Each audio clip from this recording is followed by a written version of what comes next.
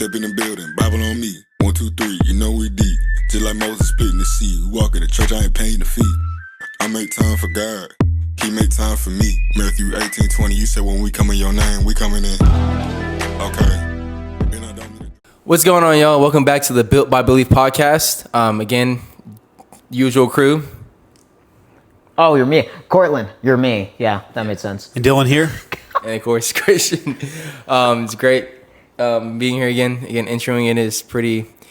I can see how you get better at doing this because this is my first time introing in and definitely learning something new. And I'm over-explaining it right now. And I shouldn't have lost your over-explained privileges. Yeah, I did. I just did. I just did. I know. I shouldn't have over-explained Couldn't say Built by Belief. Love you. Anyways, yeah. Give me your own body. Yeah. Yeah. So today we're going to have another one of us share testimony. What's going on, y'all? I'm going to share with y'all my testimony today. Hope you're ready. Growing up, I have an older brother who's 3 years my senior. Both of our parents were divorced as far as I can remember, before I could tie my shoes. So a divorced family, that's what I was used to growing up. And my dad, he got remarried at a certain point. My mother, she did get remarried at one point, but it didn't last very long. And to be quite honest, the man who was in her life at the time was not really in his best place. Neither was she. And so that caused our household to be pretty divided. And emotional stability wasn't consistent in my house at times. And so oftentimes my outlet would be sports. It would be people, things, influences. I picked up weed when I was in the 6th grade. So I'm like 12 years old at this point, and a peer of mine who I looked up very, very closely, he had, I don't even know how much he had at that point, but it was pretty hefty amount of weed. And we smoked it in my neighborhood. And I was probably about 12 years old at this time, again. So I was very young. And from there, again, I was still heavily involved in sports. So I think the main deal breakers for me as far as, idols went were like the sports, fighting at times, the drugs, weed, it started there. And again, just trying to, by any means necessary, just trying to serve myself and make me out to be the main character of my story, which is often the misconception that people have in the world of, oh, you're your own main character. Like, assume you're the main character of your story. But the problem with that is you miss out on everybody else when you just focus on yourself at all times in that way. And I'll dive more into that as I get deeper into my testimony. And so the 6th grade, I pick up weed for the first time. And from there, fast forward to 7th grade, I didn't do it after that first time. But then again, my peer who kind of influenced me in that way, he's a relative of mine, and we were down in Oklahoma, and he brought his friend with him. They were both smoking weed in the garage. I joined them at that time, and so I smoked weed again in the 7th grade. And from there, that's whenever I started picking up that habit all on my own of smoking. And I had some buddies of mine in school who I started smoking with too, and that started to become a thing that I took up in my lifestyle, along with all the sports I did, football, basketball, fighting, being active, and of course smoking weed. That was the lifestyle that I was in, and that was the particular group that I was surrounding myself with at times, or at least one of the communities. And so from there, during the 6th grade, as a matter of fact, during that time, that's whenever I met Christian. And I would hang out oftentimes at his apartments. And Christian himself, he didn't partake in any of the bad stuff that was going on over there. It was not the best environment, obviously. I believe it's Section 8, right? Yeah. Mm-hmm. Section 8 housing. It was definitely one of those parts of where we're from. We both are from Louisville. And it was one of those parts where you definitely wanted to avoid at nighttime, for sure. You don't want to hang out over there during night, especially during that time. But a lot of the people, the locals in his apartments, I would hang out with all the time. The good, the bad, the ugly, it didn't matter. I hung out with all of them. And sooner or later they kind of became my family as well. You know, I grew on them, they grew on me, and I would spend time there every day, it seemed like. And so, fast forward to middle school, I already have, by the time I left middle school, weed and drugs, drinking in general, that was a part of my lifestyle. That was ingrained in me. That's who I believed myself to be, is like a stoner, an athlete, a fighter, a thug, you know. That's who I believed myself to be during that time, going into high school. And so I'm hanging on to all these different parts of my identity that I believe are my identity, trying to find purpose in those things, but at the end of the day, just feeling empty, lost, easily influenced, just easily moldable into anything that anybody around me wanted me to be. And that's how it went for the longest time. And so by this point, me and Christian, we go to this church called Lakeland Baptist Church. And we had some youth ministers there who really poured into us, who were consistent in showing up at those bad apartments that we were at, knocking on our doors, loving on us, speaking life into us. And I remember such the profound impact they left on us. And I believe the first minister that we ever knew, he left the church my sophomore year, I believe, or my freshman year. That's whenever he left. And we then got another pastor.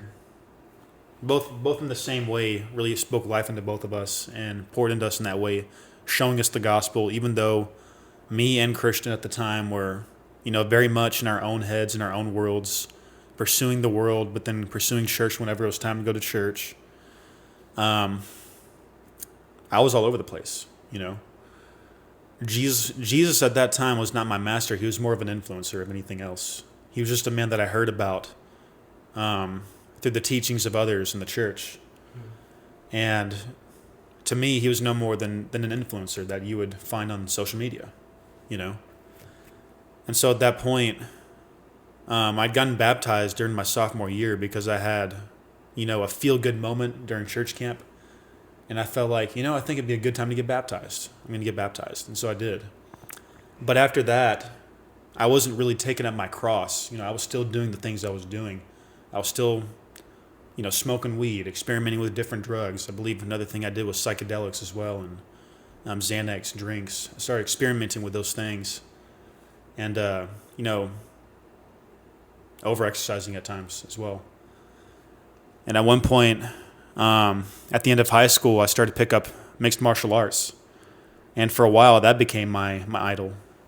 I was pursuing mixed martial arts, and that was my master at the time. I thought, just train. If I feel empty, train some more. And that was my way of thinking for a while as well. And then I graduated high school, fast forward a little bit. And from there, I'm like, where do I go from here? You know, I'm looking for anything, looking to anyone for some direction. I was going to go to the military afterwards, but again, I had to be clean for that. And I stopped smoking weed, and I was just doing MMA training at that time, but then I fell back into marijuana, and I smoked weed again. And that blew my chances of going into the military during that time. And so from there, I'm working at Sam's Club, working 4 a.m. to 12:30 p.m. In the merchandising team. And what my daily schedule looked like was go to work, go home, smoke weed, watch TV, maybe work out, or hang out with my friends here and there. And that's it. That's all my life consisted of. There was no purpose in it. It was just going through the motions, going through what felt comfortable, you know what I mean? And just going with that. I fast forward a little bit more now. I start to kind of get my head back on the path of, you know, moving forward, taking steps forward, getting something going. And I decide on the military again, going to the Army. And so at this point, I started taking up MMA training. I started detoxing. I got away from the weed. I replaced it with a lot of exercise again, and an overindulgence in MMA training. And my mind was set on going to the Army. And yet again, I had the wrong people in who I'm surrounding myself with, I fell short again. I smoked weed again before I even made the move to go to the Army. And so again, I blew my chance. And so from there, where do I go? During that time, I got hospitalized for mental health. This would have been the second time. The first time I got hospitalized my junior year for psychosis. And so the second time I went in again for the same reason, smoking weed, partaking in drugs, over-exercising, missing sleep. I went in there again for the second time at the age of 19. And when I got out, from there, it was going downhill for me. I got in a very deep and dark depression. And that started in the year of, I believe, late of 2023, maybe in the middle. And it went on until early of 2025. It was like a year and a half, going on 2 years of a severe depression. And during this time, I stopped. I lose the motivation to work. Work for me was like the biggest thing in the world that I did not want to do. All I wanted to do was sit in my room, self-destruct with things like nicotine, weed, pornography, binge watching, junk food, you name it. I wanted to do anything that was comfortable to keep me away from the pressures of the world and away from adversity, away from pain, away from hard things. And doing that, I was very comfortable, but I was also very, very depressed and very broken on the inside. And I was slowly, looking back on it, I was slowly dying. I had thoughts all the time whenever I was awake. Every minute it seemed like I had that lingering thought in my heart. This is it. So this is really all there is to it. I think if I were to go to sleep and never wake up, I'd be fine with that. I'd be better off away. I'm no help to my family. All I do is worry them. They're worried about where I'm going with my life. They worry for me and I don't care. I still self-destruct. I still inflict this damage on me from not taking action, from not moving forward. I'm just a scared little boy. I don't have what it takes. I'm worthless. I'm meaningless. I've got no purpose. I've got no passion. What have I got? All I've got is slumber. And if I never wake up from that slumber, I'd be just fine with that. I had thoughts like that all the time. And that's how I believed myself to be. Those are the voices that I had in my head constantly during that time.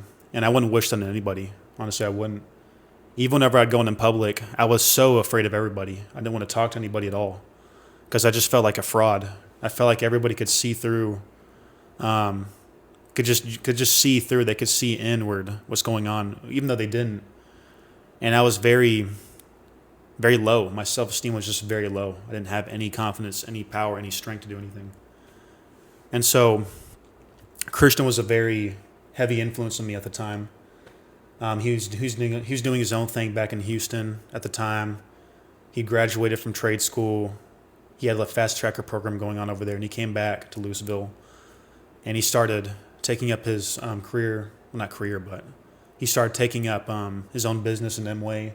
He was growing as a man, and he was influencing me in that way as well of, working out, exercising, being in church, shaking hands with people, meeting new people.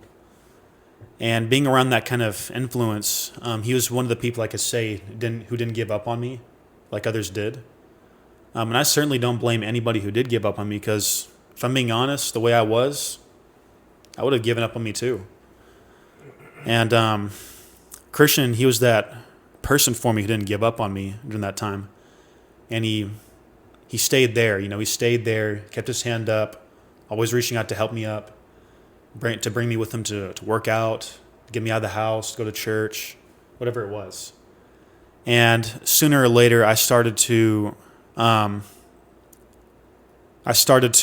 yearn to take steps to get out of that hole that I was in.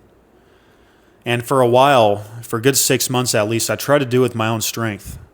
And I fell short every time. I knew it started with breaking away my habits.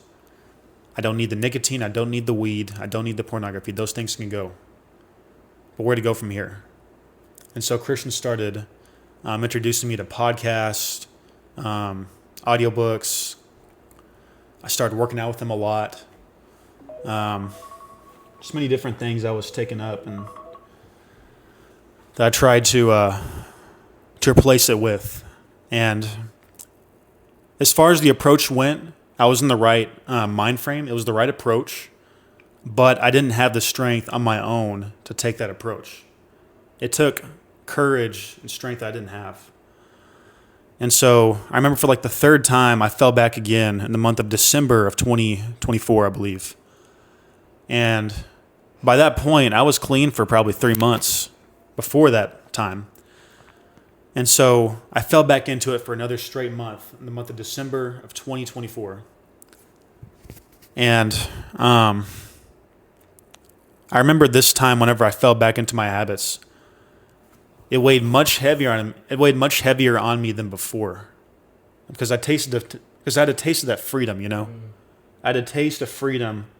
Man, I was 1 or 2 months away from these things. I was feeling good, but then I fell short again, and here I am again.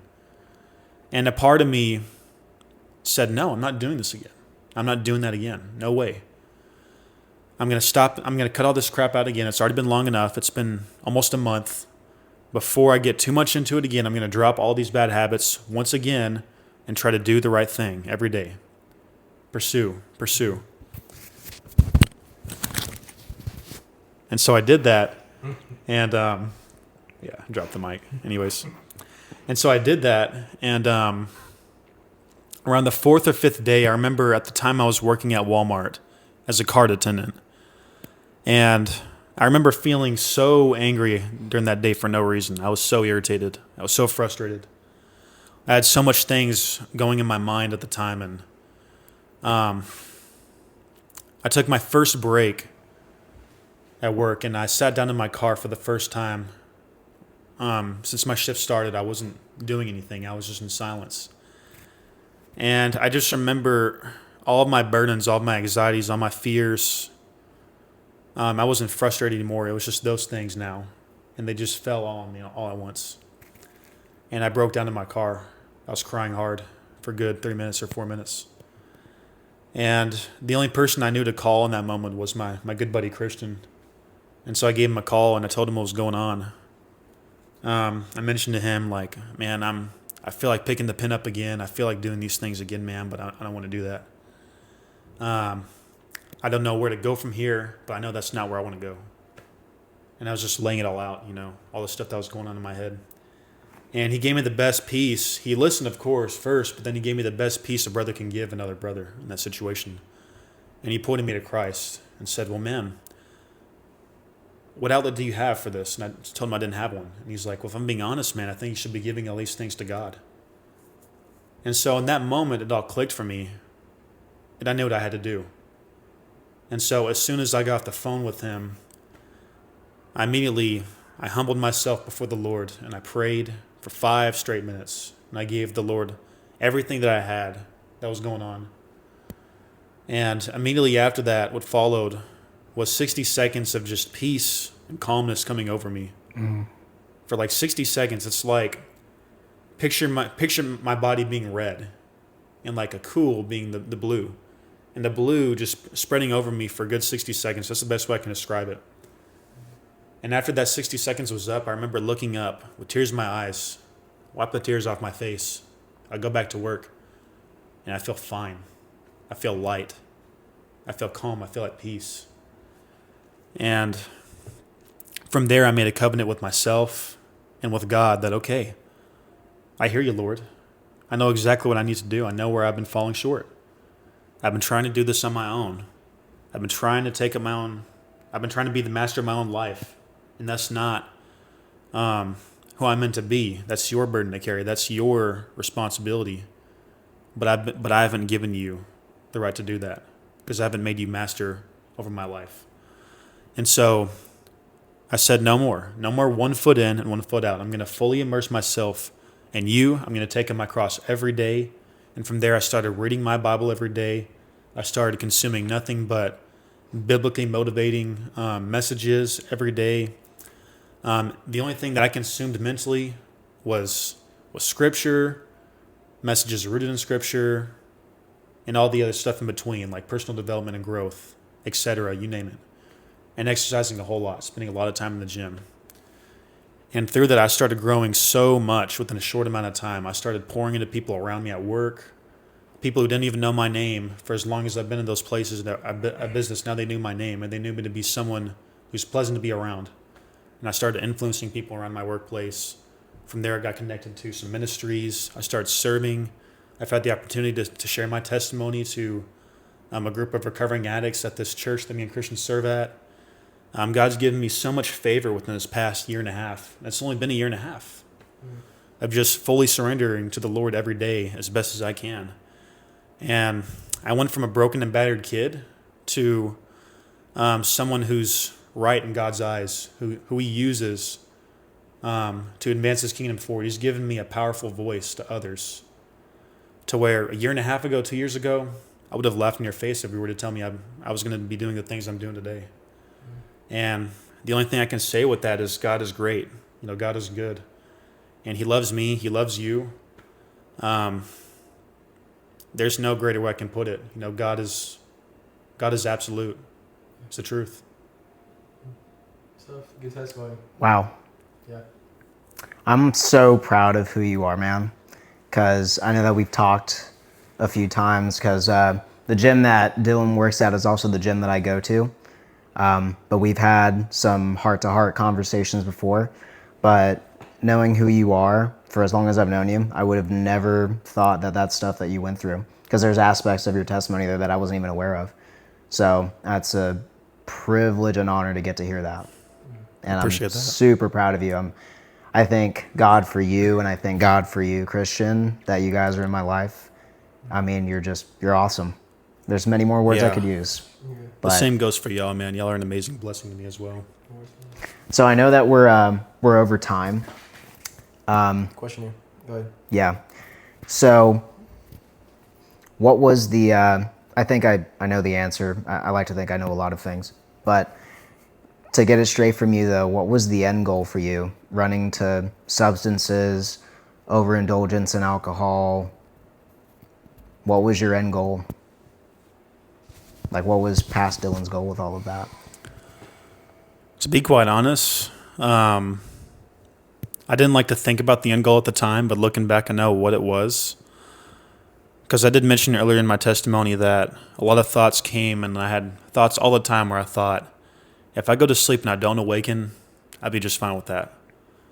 And I think subconsciously, I didn't want to admit it, but my end goal was death. Yeah. My end goal was just, relief from all this suffering, Yep. in that way. And that was my only hope. As dark as that sounds, that was truly my only hope, was that I would go to sleep and never awaken. Yeah. And I was just biding my time until that came. I've been there too. It's like, how can I get close enough to not feeling without actually killing myself? Mm-hmm. It's like I'm too scared to do it myself, so maybe I'll just die in my sleep. Yeah. Then the competing thoughts of like, should I just do it? Or should I not?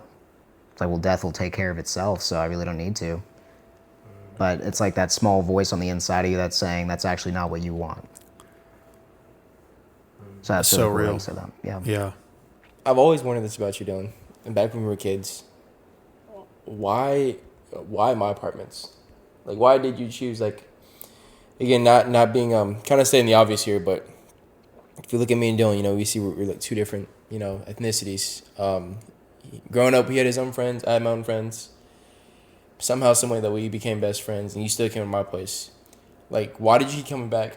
Like, I don't know if you remember, but whenever we played basketball at one time, like, you played with us, and we went and played with these other, how do I say it? We went and played with these other guys who weren't so nice, who were also, my skin color.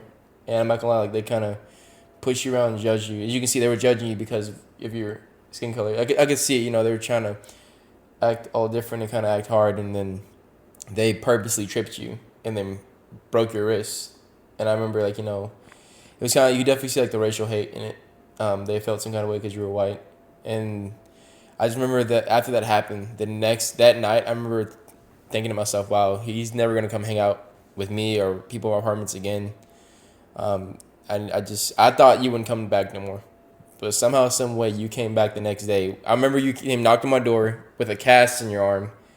You were like, hey, what's up, man? Still wanting to hang out. I'm like, dude, like, you just got, like, freaking, like, racially, like, like assaulted because these guys are like insecure and like you still came back. So I always wondering that, like, why did you keep coming back to a place like that if you had like, I guess how I say this, friends who weren't living in Section 8, if that makes sense.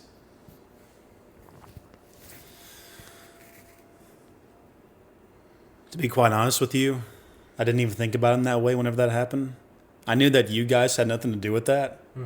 I didn't even think about it in a way of like, I'm never hanging out in that context again.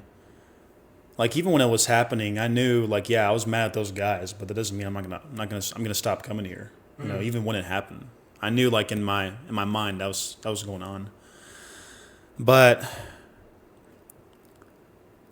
you know, my older brother, I used to be surrounded by, you know, him and his friends. I had a handful of friends growing up who I hung out with, but lost, you know, because they'd move away in one way or another.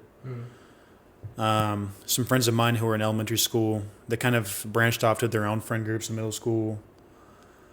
And with you and everybody at the apartments, I could sense a loyalty that I never had anywhere else. Like I genuinely felt at home with you guys. And as weird as it sounds, I guess it was also a thing of like,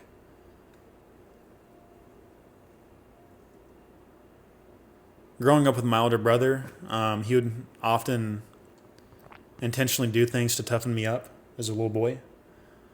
He'd make it really competitive at times.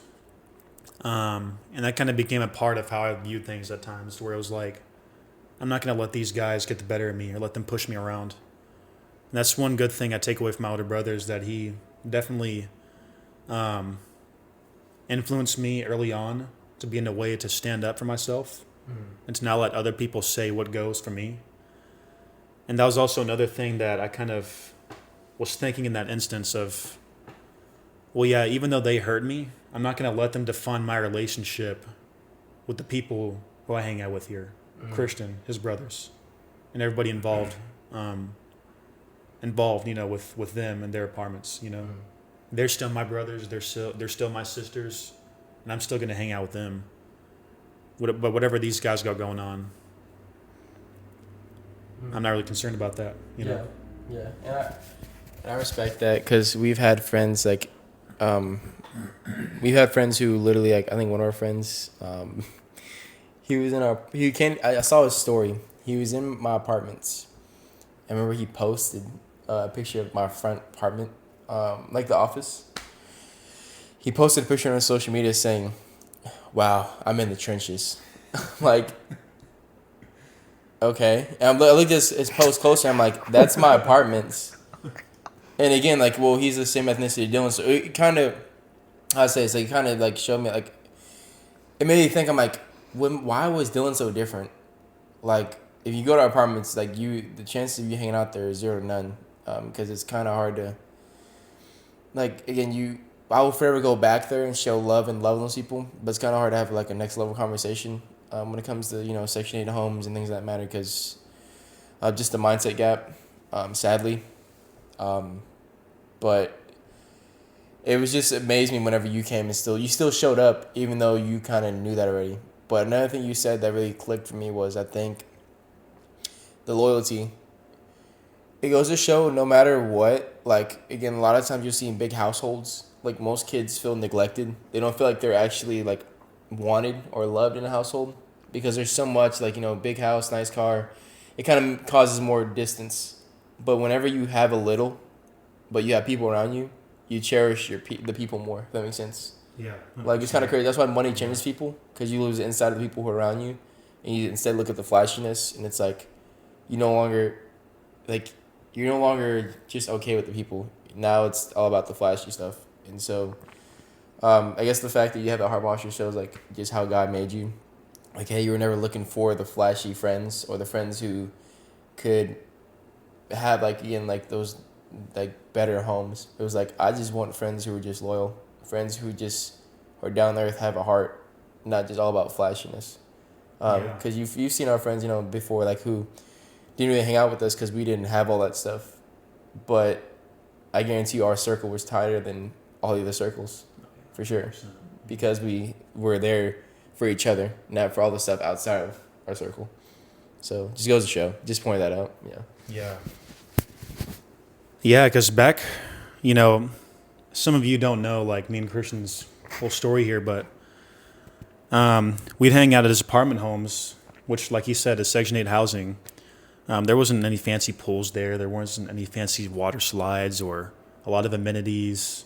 Sure, we had to beat a basketball court that we go to, but I can tell you what we were rich of, that we did have a lot of, which was family, camaraderie. Like, everybody knew each other. We'd go joke around. We'd make the best of our apartments, play cops and robbers.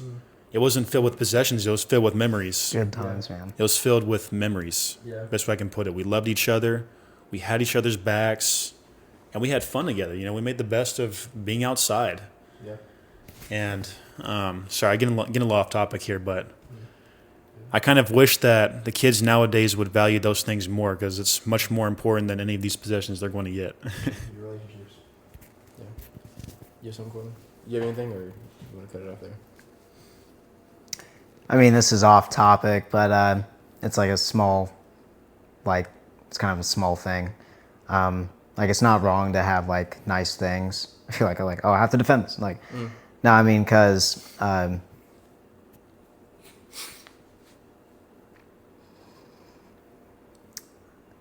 outside possessions, no matter how fancy, it's just like one of those things. Like, how much? It's really a question of like how much money would it take for this person to just leave God or to forget about themselves and then just start focusing on those things. It's easy to blame things outside of us, even people, but rather than just saying, oh, it's me that's the common denominator here. So this is revealing stuff about me and what actually I was in pursuit of. Or sometimes it does get tainted and then you get so focused in the pursuit of things and all the wrong places. But I just say that because I believe that we should live lives that gain people's attention, because there's people who are very wealthy that we know. I'm sure that you know as well, Dylan. And they're like just amazing, like on fire for God. It's insane. And they didn't lose themselves in the process of achieving those things.